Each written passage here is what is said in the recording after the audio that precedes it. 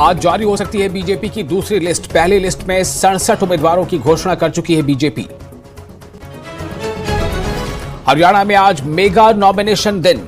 CM समेत 21 बड़े नेता करेंगे नामांकन। कांग्रेस के नेता भी दाखिल करेंगे नामांकन का पर्चा। 12 सितंबर नॉमिनेशन फाइल करने की आखिरी तारीख।